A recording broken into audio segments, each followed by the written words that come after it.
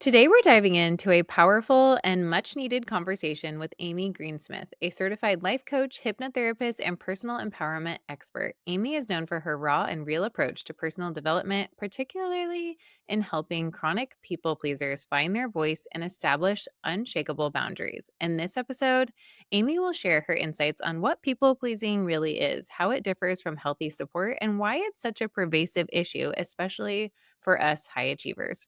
You'll learn practical tools for setting boundaries, navigating uncomfortable conversations, and building your self worth. Whether you're struggling with feelings of not enoughness or simply want to communicate more powerfully in your relationships, this conversation is packed with real world strategies that will empower you to take control of your life and start living authentically.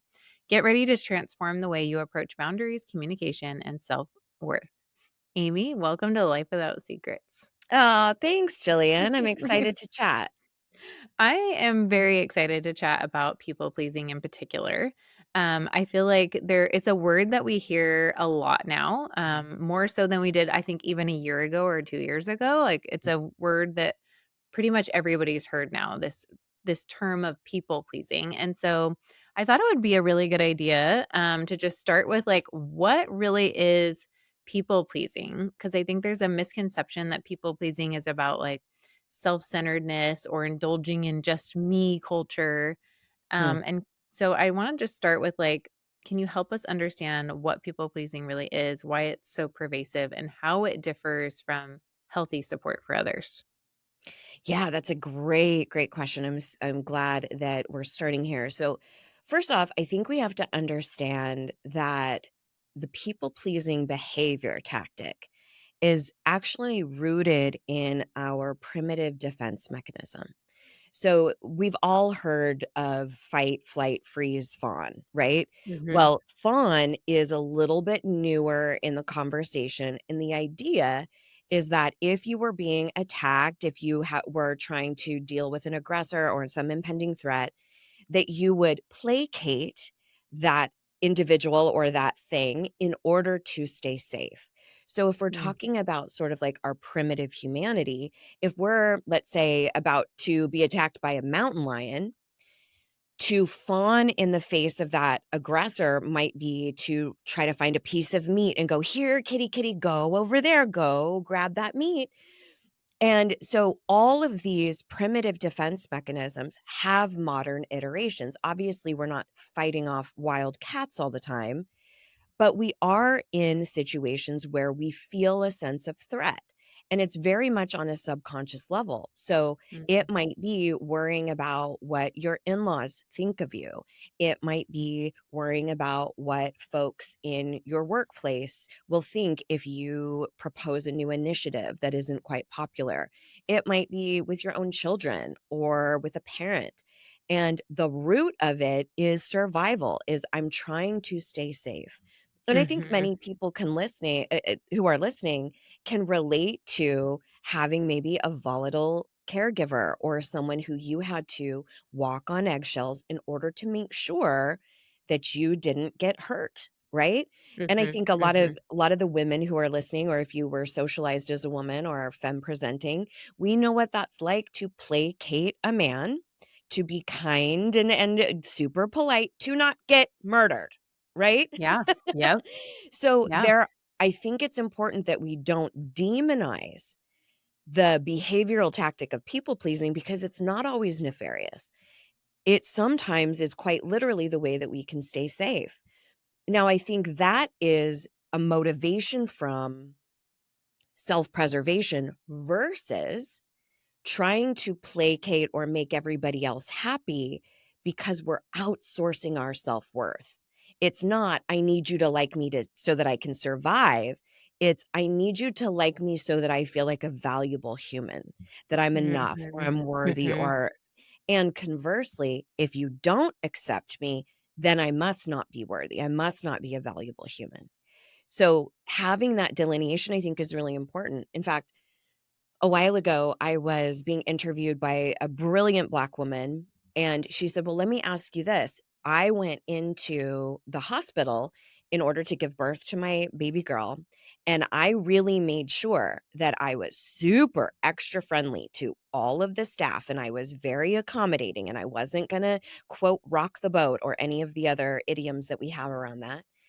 And she goes, "Do you think that I was really in a people pleasing place?" And I said, not the way we use it, where you are trying to outsource your self-worth. I do think you were trying to take care of your own livelihood because we know that of all of the developed nations, we have the highest mortality rate for women giving Mhm. birth, and it's Mhm. exponentially worse for women of color.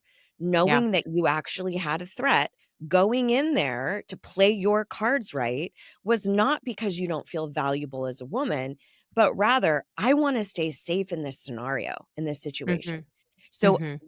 we all have those varying degrees, and I think one of the ways it shows up the most prominently is in workplaces, because Totally. oftentimes we need that job. We need Mhm. to sustain our livelihood, right? So there's sort of, I think, a great question there for us to inquire within ourselves of, "Am I so concerned with this person liking me because my livelihood depends on it, because I'm in danger, or am I doing this because I don't feel valuable or worthy unless somebody likes me, approves of me, Mm. etcetera?" I love that you are differentiating this for everyone. I think this is so important, because I can totally relate to all of those situations myself too, right? Like, growing up, I was the one that was like people pleasing for my worth, right? Because I felt love was something that was earned, being that Right. I was kept a secret until I was 18 years old, Mm, from my dad's family, and so I felt like I had to earn that position. It wasn't just freely given to me, and I carried that into my adulthood. yep. Now, like in a work situation, I'm good at, um, making sure, I guess, I'm a likable person, right? Because Yeah. that serves a need for me as well, in order to, do the things that I like to do, in Yeah. order to be respected in that environment, in order Yeah. to, um so, yeah, I get both of those. Is that, like, good examples for both of those? Well, I think what you're also pointing to is having a Mhm. value around Mhm. any number of things. You might say, I have a value around kindness, or where it can sometimes get sticky is if you have a value around caregiving or philanthropy or Yeah. impact or taking care of my fellow humans. That can get really tricky because a value is something that an element that has to be present in your life in order for you to be fulfilled, right? Mm. So Mhm. I'm going to Mhm. be significantly less fulfilled if I'm not kind. Like kindness matters to me, right? Creativity, Yes. order and Yes. organization. Like I have values around a bunch of different things. But for Okay. most people who are in like caretaking professions, maybe in nursing or in medical field, or who are client facing, they tend to care about their fellow humans. Mhm. The problem that happens with people pleasing, and this is why I think having more of a concrete definition of it is important, it's when we sacrifice ourself in order to take care of the wants, needs, and opinions of other people. It's not that I don't give a shit about the wants, needs, and opinions of other people. It's that I'm not going to sacrifice who I am so that they come first. And my situation, I'll give you an example in my own life. My Mhm. mother and I are completely opposite when it comes to religion, spirituality, politics. Could not be more different. Now, we've had conversations where she has wanted to invite me to church or want to invite me to these various functions. And I've had to tell her, "Hey, listen, I find that highly offensive. I have expressed to you over and over again that that's not something that I'm interested in. I don't invite you to summer solstice. I don't try to read your tarot cards because I know that would be hurtful for you. And I would like the same respect in return. And I can promise you that if I ever change my mind, you will absolutely be the first person to know and show up with empathy. Like, my goodness, I can imagine how difficult that is for her to have 3 children that don't subscribe to the faith traditions that she held dear and that she raised us with. Mhm. Mhm. So there is pain being incurred, like, but I'm Mhm. not hurting her. She still carries responsibility for believing what she believes. I'm responsible for my intention, not my reception. Because there are going to be people who go like, "Hell yeah, girl, that's amazing." There are gonna be people who are indifferent, don't care at all. Mhm. And then there are gonna be Mhm. people who genuinely think that I'm wrong. So to Mhm. her, if push comes to shove and I have to decide between making you happy and making me happy, I'm going to choose me. And if you wanna call that me culture, whatever. I think we need to have an uproar of more selfish behavior because I think that far more often than not, and it's disproportionate with women and marginalized communities. We're already set up in a system that says like male is better than female, thin is better than fat, straight is better than queer, right? We have all of these social hierarchies. So that presupposes that those oppressed parties have to fight harder to even be valuable, right? I mean, in our culture, still women are fighting to just be paid the same. We quite literally say, you don't matter as much, right? Mhm. Mhm. So, yes, we have to take a stand, but the difference in putting yourself first does not have to equal maliciousness. It doesn't Yeah. mean I don't care about my mom. It doesn't mean I don't care about her feelings, her wants, her needs, but it means I'm not going to sacrifice who I am to shapeshift in order to make her okay. And I think that's one of the biggest pieces for us to look is we think that if there's any type of pain incurred on the other's behalf, that that's our responsibility to rectify, to make sure it doesn't happen. But if you think about like kids, or anyone, any age coming out of the closet, right? Mhm. Owning your sexual identity. Are you doing that to cause pain, to hurt other people? Absolutely not. You're doing it to stand in your own authenticity, to stand in what's true and real for you. And we all deserve to have that. And it's directly related to our self worth. Because if you are chronically silencing yourself, you're not speaking up every time something hurts your feelings or is offensive or you don't agree, you are cementing a subconscious belief in your own mind that your wants, needs, and opinions don't matter as much as somebody else. That is your self worth. So, no wonder it's difficult for you to start your own business. No wonder it's difficult for you to get back into the dating scene or put your name in for a promotion because your self worth has already been nurtured in this way of like, oh, it's more important that they voice their opinions, that they get to take up Mm. spiritual space or whatever other space there is. So, Mhm. no, I think we need to demand seats at the table, period.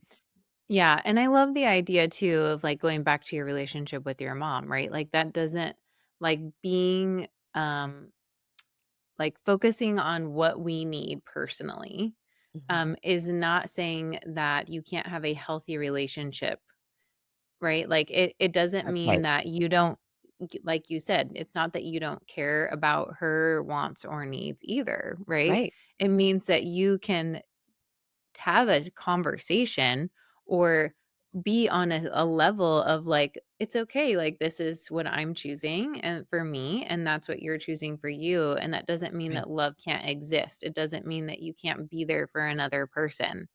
That's right. um and I think that that's something like worth saying, right? It doesn't mean, and I personally, this is the way I see it too, is that figuring out what we need is, I think, is unselfish. And why I say that is because if we are going to serve another person, we have to know who that other person is and what they need. And I think Right. oftentimes, like in relationships, we completely miss each other because it's like we'll voice how we feel about something, but we won't be able to say what we need because we're Mm, too busy figuring out the other person. But if we Right. really focused on ourselves and actually was like, "Oh, instead of just worrying about what that person needs in order to, Mhm. fix this relationship, like actually knowing what I need from this is helpful for both of us because then nobody's missing it, you Well, and I know?" think something that you're pointing to here too is how much safer you feel in a relationship with somebody who's genuine and authentic. In Mhm. fact, I had a situation with my best friend recently where we were going out to breakfast and or we were going to brunch, and I was thinking there was going to be a bunch of breakfast foods at this particular restaurant. And that's really I was really wanting some pancakes or get me some good gluten, right? And and so we go to this place that's so much more lunch-ish. And the easy, acquiescing, people-pleasing thing to do, to quote, "not rock the boat," open up a can of worms, sweep it under the rug. We have a lot of idioms that, again, disproportionately tell women, take care of everybody else. I could have easily just been like, "No, no, it's fine. We can stay here." But that's not what I wanted. And so I didn't have to be a dick about it. Again, it does not have to equate maliciousness or ill intent. I said, "Oh my gosh, I was so picturing like French toast and waffles. And this is not what I had in mind. What do you feel up for going to a different place?" And of course it was inconvenient, but she was like, "Thank you so much for not just blowing smoke up my ass. Thank you for not just pretending that it's okay." Right. And you think about that, like Jillian, if that situation was you and I'm going, "No, no, it's fine. No, no, no, it's cool. No, no, it's fine. We can eat here." How safe do you feel? You don't really feel like you can believe me, right? Yeah. It's like, I don't Energy trust is you. everything. Yeah. I don't trust that you're telling me the truth. And also, when we look at the type of people that we want to attract into our life, we don't say, "Oh, a bunch of liars, a bunch of people lying to me." We say, "I Mhm. want somebody who's authentic, who's transparent, who's honest, who's full of integrity." We don't say, "Somebody placating me, somebody just telling me what I want to hear." That's Mhm. not a recipe Somebody for us keeping all growing. the secrets. Right. That's exactly right. Yeah. And so I think we have to really re-engineer how we perceive these types of behaviors. Because again, looking at even your story that you were sharing about, early on in my life, I learned that I didn't Mhm. matter and I had to fight for my worth. Right. Mhm. And Mhm. so oftentimes, the way that the brain works, the way that the mind works, we start to create positive associations with behaviors like perfectionism, control, people pleasing, because it helped us stay safe. And Yep. then we get to this later part in our life where we realize, "Oh, this is actually not keeping me safe anymore. This is stealing my joy." Yes. So then we have to reckon with re-engineering that behavior. And Mhm. and that can feel unsafe in and of itself. Of like, and there's there's neuroscience around exactly what happens in the brain when you start to create deviations from how you've always behaved. The brain goes, "Wait, wait, are you sure it's safe to speak up? Are you sure it's safe to say what you need? We've never done that before. This looks Mhm. scary." Send in all of the inner critic chatter, right? Yep. Yep. Totally. Yeah. I mean, I totally relate. And I mean, my husband and I had to literally unwind our relationship and then like weave it back together because, we've been together a really long time and we came in with what I call our grief cases and had Yeah, to unpack them in the middle and like, unweaving it wasn't easy and weaving it back isn't easy, that's but right. it's worth it because there is times where, like you're saying, your nervous system is going off and you have to, like, really take control and, breathe through it and "Okay, actually, this is what I'm feeling, and this is actually what I need from this situation," and it is Mhm, scary in the beginning, I think, but, in the end, our relationship is so much better because we feel mhm. so much closer because Right. all those secrets do when we actually like hide behind what we actually feel or what we actually need and do the people pleasing instead, they just create real barriers that like come out in resentment and bitterness and you That's right. know uh, you know being miserable and unhappy with our lives down the road. just like you're saying. Well, and if you think about a lot of those fights or those Mhm. disruptions to a relationship, what we're all trying to do is we're just trying to get our needs met. Mhm. We just wanna be heard. But no one has really taught us how to communicate in a way to actually be heard. So what do? We go in with our defense mechanisms. There's usually one partner who fights like crazy. They're the fighter. Mhm. There's one who flees or freezes. They shut Mhm. down. They leave the room. Yep. They leave the in the car. They're like, I can't even handle you. Yep. Right? Like, so we've got one mastiff, one chihuahua usually, and then we also have this fawning element, right? And this can come across when the one partner who is a lot more aggressive, the other partner will fawn and placate them and say, "Sure, I'll do it different. I'm gonna change." But because they are in their stress response, they're in their fear response. Mhm. So they're doing whatever they can to get away from this volatile situation because it's not safe for them. And so they will just placate and then forget what they agreed to. And then the Mhm. whole cycle continues again. Yeah, the So, crazy cycle.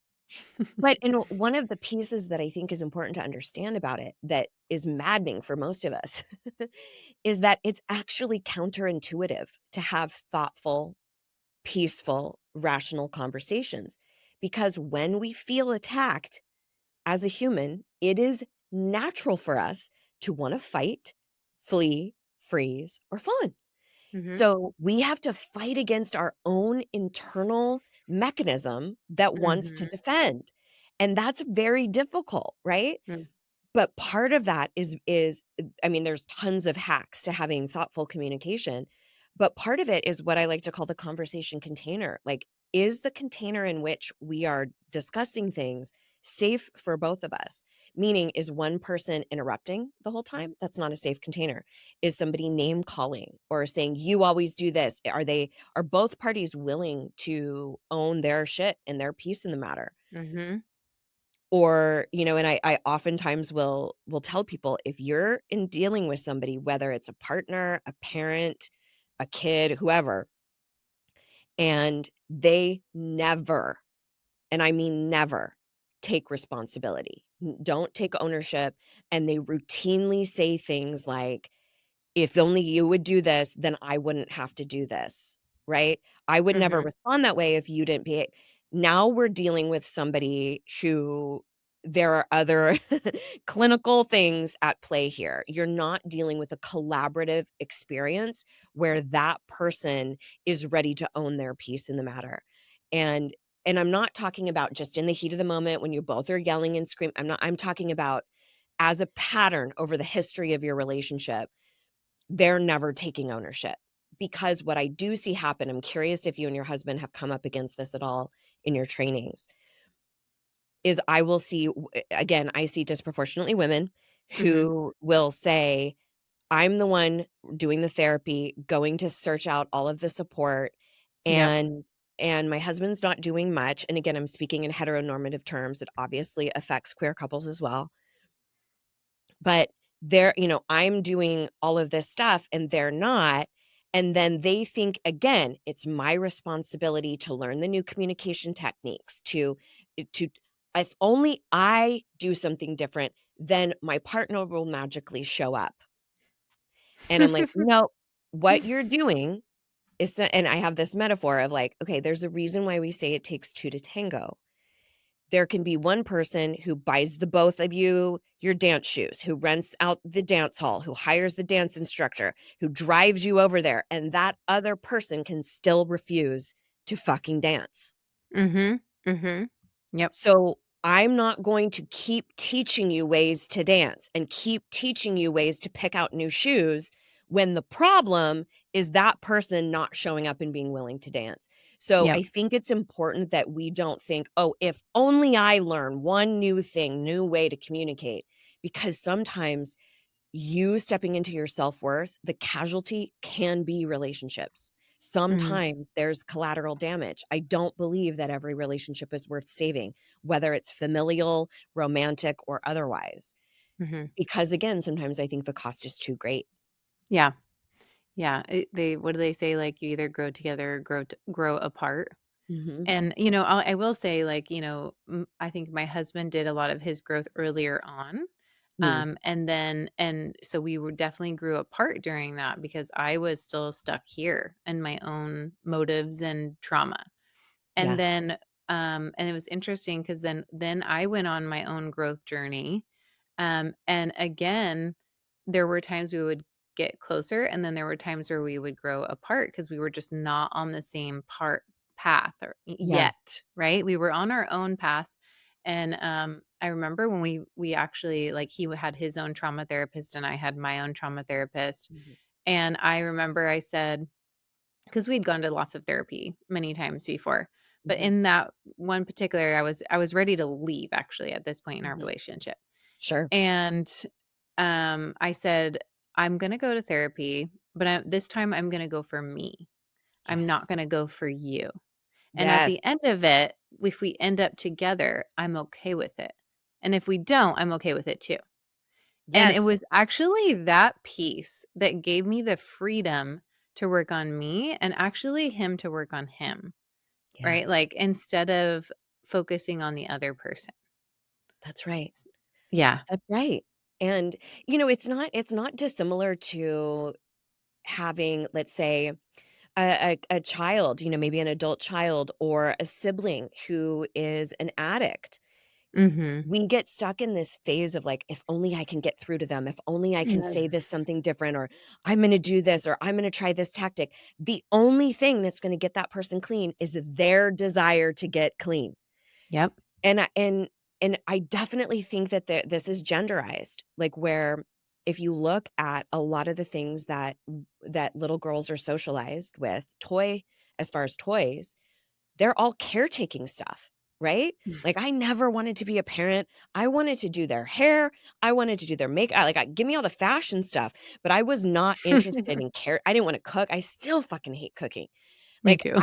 I don't want to do any of those things, right? So if you think about the messages that we give little girls, even the idea of, oh, if a little boy likes you, then he's going to be mean to you. Oh, Okay, we're yeah, I we're hate that one. conditioning abuse. Like, Yeah, we're saying no. abuse is a way to show love, or we say, girls mature faster. They don't. We just give them more responsibility. We tell them you have to carry the weight of how everybody else feels. Mm. And then if you are a very caring, empathetic man, then we shit all over you, right? Then we say, like, cut that part off of you. We don't nothing, man up and all of that. So we Mm. do patriarchy does a disservice to everybody. And it's not sustainable, it's not helpful. So I think we have to look at, the reason we're compelled to people please is not just because we care about other people. It's because we've been conditioned to believe that that's our duty from a very, very early age. And that's a Mhm. belief system we didn't consent to. We Mhm. just were Mhm. socialized into it. But to your point, unless you sit there and do the work, unless you unpack the messages that you received early on and continue to receive and opt out with your own brazen, fierce worth, it's going to continue to be the same thing, right? It's like, Mhm. keep doing Mhm. what you're doing, you're gonna get more of the same. And then what we do is we end one relationship and then we take it into the next workplace or the next Yep. intimate partnership or whatever. It doesn't just magically go away. So when people say, like, "Oh, my picker, I have a bad picker, like, I don't pick the right people." It's like, "No, no. No, there's nothing wrong with you. There's something wrong with your beliefs. We need to re-engineer those beliefs." Yeah. Because you're allowing things that are subpar, and you don't Yeah. have to. Yeah. Let's talk about boundaries, Mm. because I think this plays a role, right, in that and finding out what we want and what we need too. So what are some common challenges, you see people face when they're trying to set boundaries, and how can they overcome, like, the guilt and fear associated with saying no? Well, I think part of it is reframing. So, using that reframe that I talked about a little bit earlier of, you foster respect and trust when you are honest with people. And I remember Right. going with, my my husband's best friend. We went to a conference together and we roomed together. And I told her ahead of time, I'm like, "Okay, I have a lot of like requirements. I am a high maintenance bitch. So like these are the things that matter to me. Do you want to have separate rooms or do you want to room together? Are you okay?" And she told me, she was like, "This has been so liberating and so freeing because you were clear that you hate driving." So she drove. She was happy to drive. You told me exactly what you needed as far as when you wanted to be in bed. I'm not a bulldozer. I'm just clear. I'm like, "This is what I need. What do you need? How can we cohabitate and make sure that everybody's needs are being honored?" Right?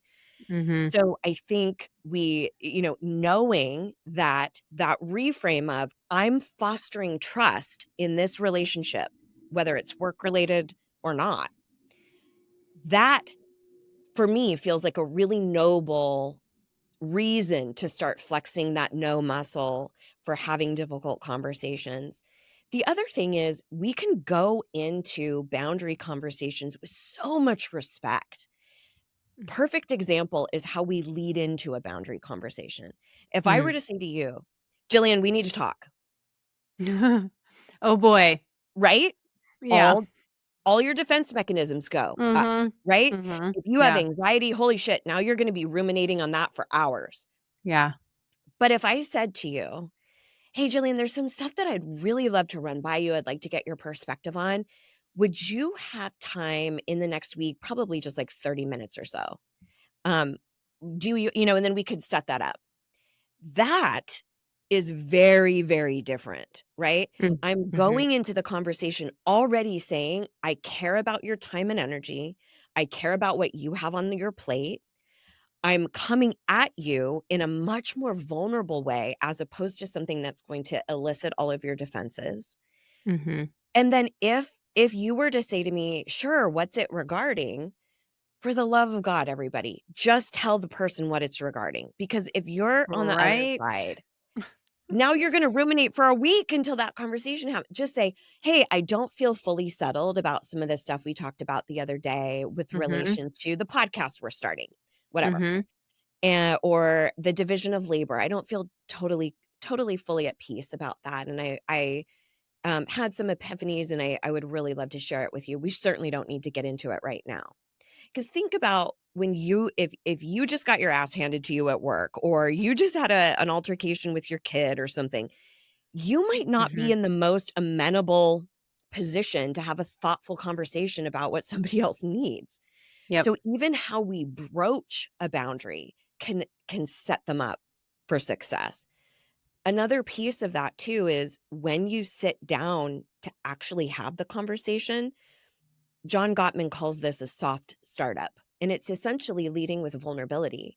It's Mhm. saying something like, "Thank you so much for having this conversation with me, or making time for this convo. I know this is awkward, and I'm sure there's so many other things you'd rather be doing," right? You're leading with something soft as opposed to like reading them the riot act about all these things you want changed. Because think about if you're on Mhm. the receiving end and somebody comes at you like a bat out of hell, your first thought is not, "Oh, I can't wait to be what you need." Yeah. Mhm. Yep. Again, you go into your defense mechanisms. I'm going to fight. I'm going to say, "Oh, yeah, will you Yep. do this?" I'm going to run Yeah. away. I'm going to freeze. So we have to think about, I'm going into this conversation not because necessarily that person deserves me to be so kind, because sometimes they don't. I'm doing this because this is the best chance for me to actually get my needs met. Mm. Owning your shit. Like if I'm having a conversation with you and saying, "Jillian, I realized that some of the stuff that we talked about the other day, I was starting to get really resentful about it." And you would have no idea. And that is unbelievably unfair to you. And if the situation was reversed, I would wanna know. So I'm hoping that I can kinda share with you how things were transpiring on my end, and then I would love to hear what your perspective is as well. So you're already owning, like, "Hey, it's unfair to you that I've never said anything in the past," right? Mhm. Just owning that, that Mhm. is vulnerable. That is leading with vulnerability. My only caveat here is that if it's in a conversation with somebody where vulnerability is not safe, where they weaponize it, where they tend to say, "Well, Mm, I'm sorry you feel that way," and they never take ownership, right? But I think a large swath of our relationships, when we do enter with a vulnerable soft startup, the other person rises to the occasion. It really might surprise you. yeah, yeah. I know that that's worked in a lot of, um, my relationships, why we talk about vulnerability so much on the podcast because Mhm. it does, it goes so far. It almost like, I'm going to let my barrier down a little bit for you. Like, Yeah. let's see if you can let that one down for you as well. Yeah. It's like the shield comes down, like, Mhm. okay, I'm trusting you right now.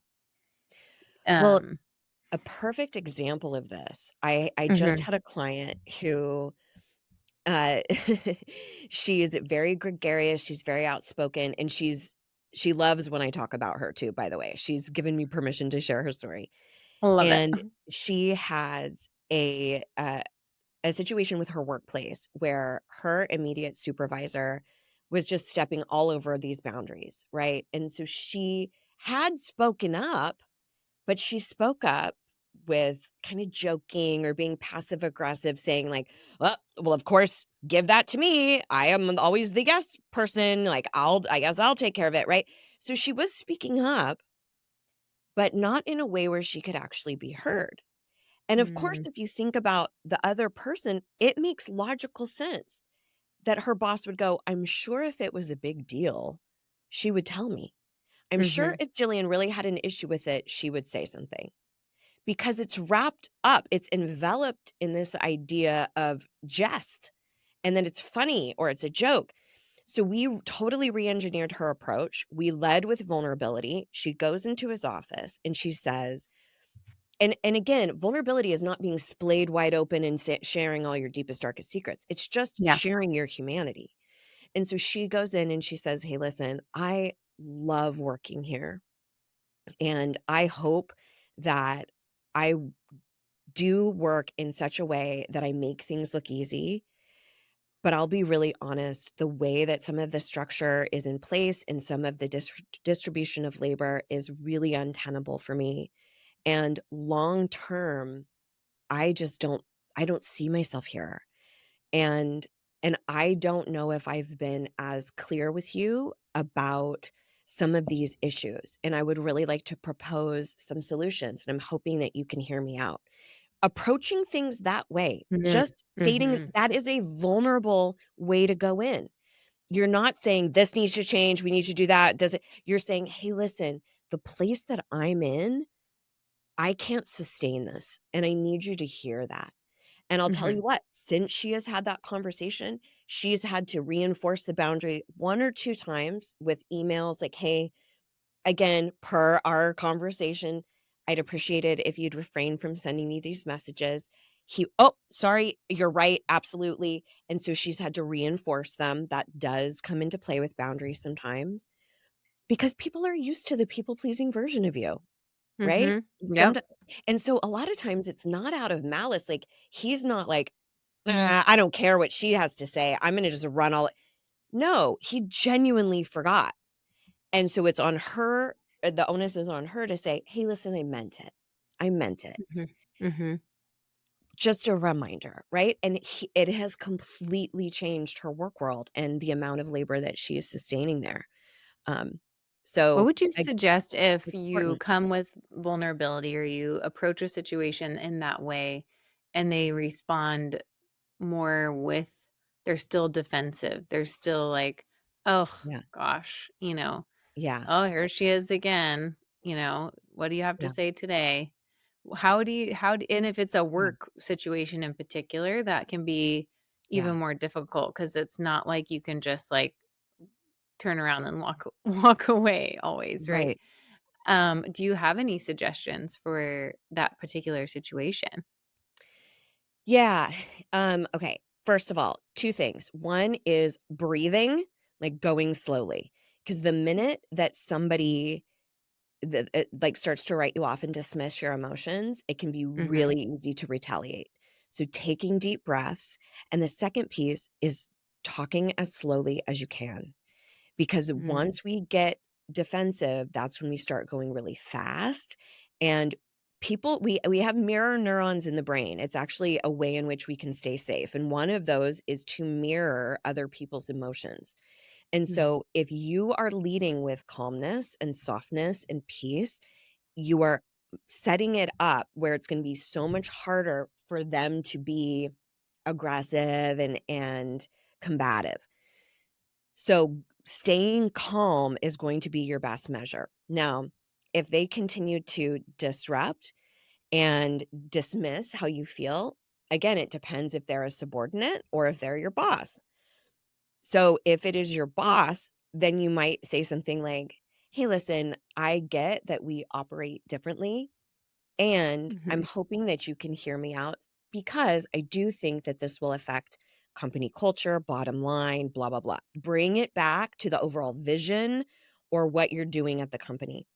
If it's a subordinate, you have a little more leeway. So you can say things like, "I would really appreciate it if you heard me out, and I don't appreciate dismissiveness around something that really does have a lot of merit and meaning." And, if it's Mhm. an interpersonal with your family, then you can always say something like, "You know what? I would love to continue to have this conversation, but not if you continue to speak to me in that way, or not if you continue to dismiss my emotions." Mhm. Mhm. And so Love it's that. and because sometimes it does come to a fine line, and that is addressing the conversation container. This person Mhm. is no longer engaging with me in a way where we can have a profitable conversation. Yeah. What about when people, they haven't even got to that point, right? Because they are still struggling with their own self-worth. So Yeah. they are like, in the people pleasing because they don't feel worthy, they don't feel valuable. Are there steps that they can take, at that level, that they can take start to build towards having more self-worth to be able to have those conversations? Sure.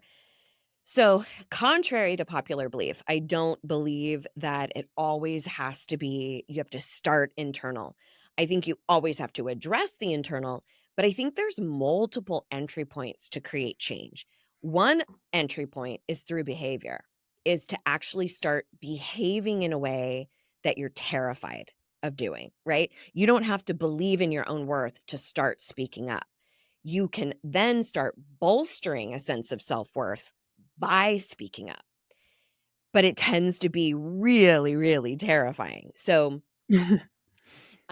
one of the things that I think is really important that we overstep a lot is just awareness. And Mhm. a lot of times I will say when I start working with people, the things that they used to tolerate and they would allow people to say certain things to them or be dismissive, I say your bullshit tolerance starts to get really low, where you're just like, I can no longer not unsee this, Mhm. how they're treating Mhm. me. Like, this is just not okay.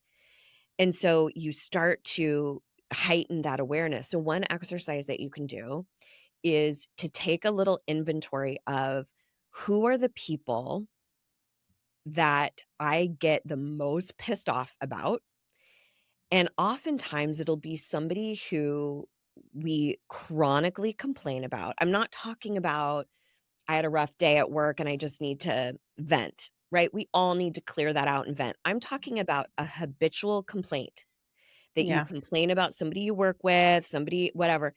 And oftentimes someone else will get an earful. Like, maybe I'm upset with my partner and my bestie knows all about it. So I'm speaking up, but I'm not speaking up to the person who can do a damn thing about the grievance. Mhm. And so what you're doing in those situations is you're just locking yourself into perpetual victimhood, because you're kinda going, "I can't be happy unless that person who has no idea I'm upset magically changes." Yeah. It's Right? true. So Mhm. I like to say you need to at least give people the opportunity to be what you need.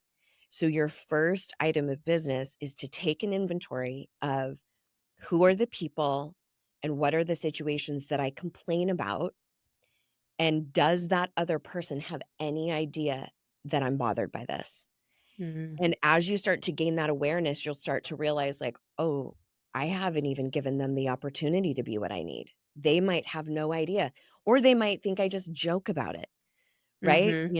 When we're talking about labor, whether it's at workplace or in the home, oftentimes the other person, if you don't come right out and say vulnerably, hey, listen, this is really hard for me, they will usually make a logical conclusion of either, well, Jillian she likes to do it. She wants to do it. She's controlling about it. She wants to do all of that. Or Mhm. it's easy for her. It's super Mhm. easy. Yeah. Especially in workplace, we're all consumed with our task, what we need to get done. We don't think, "Oh my gosh, I've piled all of this stuff over on Jillian." We think, "Oh, I'm sure if it was an issue, she would say something." So that's why we have to say Mhm. something. We have to say, "Hey, listen, Mhm. I hope I make this look easy, but I'm drowning over here." Saying that is a vulnerable statement, right? So Yep, yep. again, really recognizing, and most of the time our emotions will lead us there. It's the things that make us resentful, upset, overwhelmed, frustrated. When we can tap into those emotions and, like, who am I mad at? What am I mad at? And have Mhm. I given them the opportunity to be what I need? Like heightening that awareness. Yeah, I love that. So I've seen that you've mentioned before that once you believed in your own enoughness, everything in your life changed. How has living authentically impacted your life? Ooh. And what advice would you give to someone who is just starting on that journey? Oh gosh. Okay. Well, as far as my life goes, I think I literally have no one in my life who I don't enjoy, who doesn't like everyone in my life builds me up. There are relationships of reciprocity. I don't have ways that I spend my time that I don't like. And that, I mean, it's that simple. I don't entertain clients that aren't a good fit for me. I don't entertain activities that I don't like. Like if a friend invites me to go skydiving, it's a hell no from me, right? Like it's the things that aren't sexy about me. Like I'm not spontaneous. I hate spontaneity. I hate it. I want things planned and organized. That's not a sexy thing in our culture. We like to, oh, be a free spirit. No. And so it's things like that that I just don't apologize for, right? I don't Mhm. apologize for being particular about what type of meat I consume, Like, oh, I used to be like, oh, I'm weird about my meat, I'm not a vegetarian, but I care about where the meat, right? And I would do all these disclaimers and I'm like, oh, I don't eat that. I stand in my power around it. So I think that's how things have changed the most for me is just the people I'm around, whether it's in my business, in my personal life, all across the board, even family. I am only around people I enjoy and who build me up and that I'm able to build up.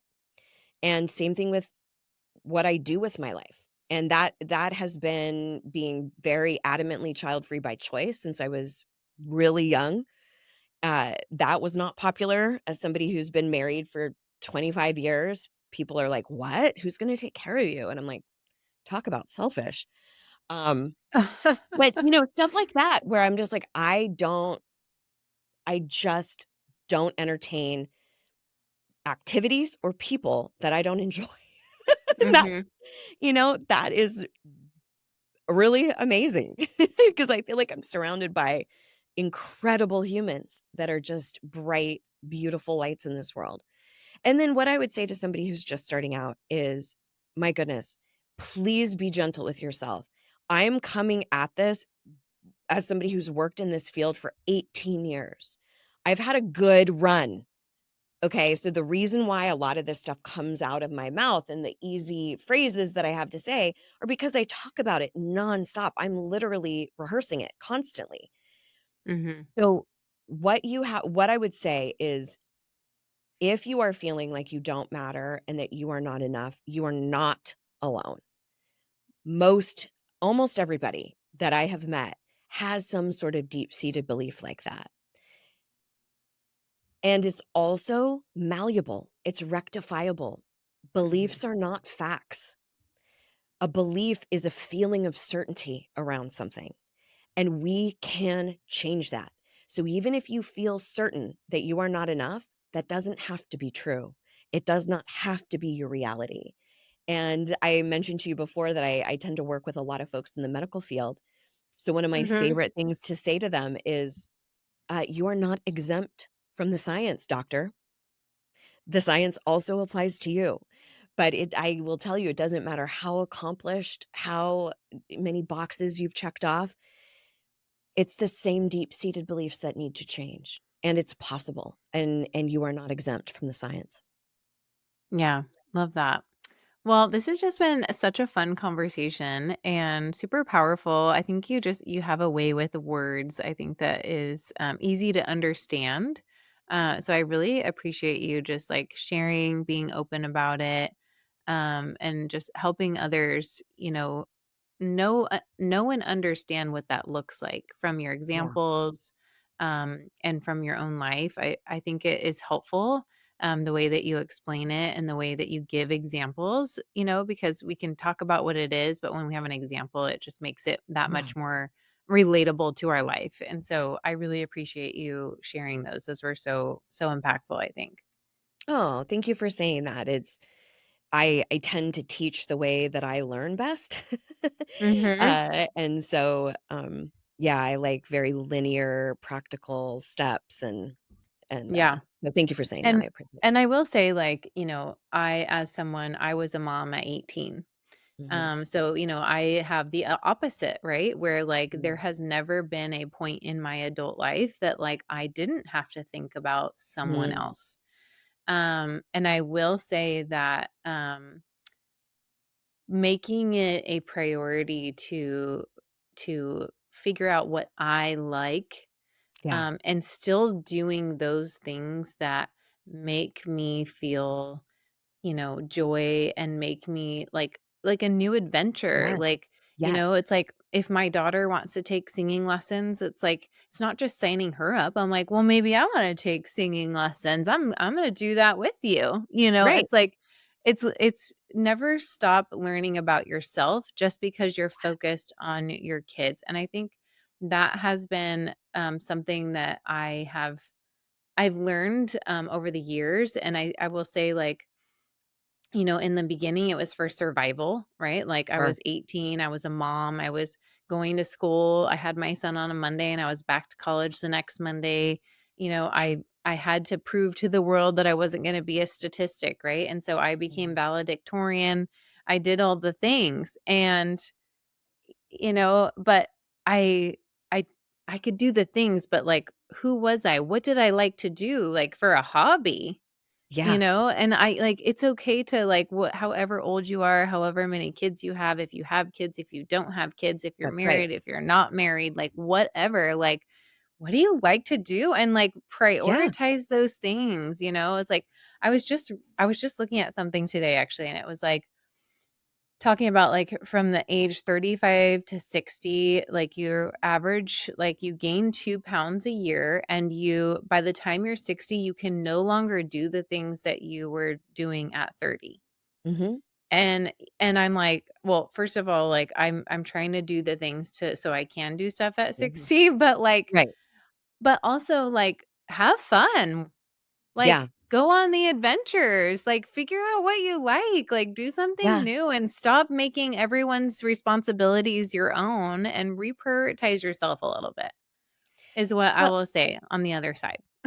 and I think, something that you're talking about is really important. And it is, I call these and statements where Mm, we think it has to be one or the other. I either mhm, am so selfish and only put myself first, or I'm totally subservient and only take care of my kids and lose myself to motherhood. No, it's mhm. both. It is, I Yes. am going to show up for my kids in a powerful way, Mhm. and I'm gonna show them what it looks like to give a shit about yourself. I mean, what a Yes. powerful message it is for women to embody all of who they are outside of mother is just one, right? There's Mhm. so you Mhm. might be an artist and a philanthropist and a engineer and a gardener and whatever. Like, there's so many Yeah. other elements to who you are, and how incredible is that for children to see a mom who Yep. and dad who care about themselves enough to go, "Oh, no, mom needs to get away with her girlfriends," or, "No, mom's going Mhm. back to school," or, Mhm. "No, mom's taking care of her body," or, "Mom," right? Or, Yep. "Mom stood up for herself at work today." Like, no, no, no, no, no. We have to see those emblematic examples if we're going to have the next generation actually care for themselves and get out of this whole not enoughness crisis. So I I agree. am I'm really, really glad you brought that up. Yeah. Well, this has been so fun. I'm super glad to have you on here. Thank you so Mhm. much. Thank you. I've had a blast. Thanks so much. Me too. Well, for everyone tuning in, I hope this conversation has inspired you to rethink how you approach your own boundaries and self worth. Amy, where can everyone connect with you from here? Sure. So my corner of the internet is amygreensmith.com. And all of those names are spelled the basic bitch way, like no fun, exciting spellings, just Amy Greensmith, green like the color. And I've got tons of free sources over there for you. And I hang out the most on Instagram, like any self respecting Gen Xer. So you can find me Yeah, me under too. the handle Hey Amy Greensmith. And I've got tons of freebies on my site. I have a back catalog of a podcast I did for 11 years. So tons of different pieces of content and freebies over there. So I do so Love hope you'll it. come hang out. Yeah. Well, if you enjoyed today's episode, be sure to check out more of Amy's work and continue exploring how to live more authentically and powerfully. Thanks for listening. And as always, stay tuned for more episodes of Life Without Secrets. Until next time, take care and keep growing. Hey there, it's Jillian from Life Without Secrets. Ever feel like you and your partner aren't quite on the same page? Well, you're not alone, and that's exactly why I created our latest issue of Truthful magazine. It's packed with insights and stories about bridging that gap and finding a deeper connection. We're diving into real conversations about needs, feelings, and how honest dialogue can rekindle that closeness that you've been missing. Why not explore this together? Go grab your free copy right now at lifewithoutsecrets.com and turn those pages into shared moments. Can't wait for you to dive in and share your thoughts with me.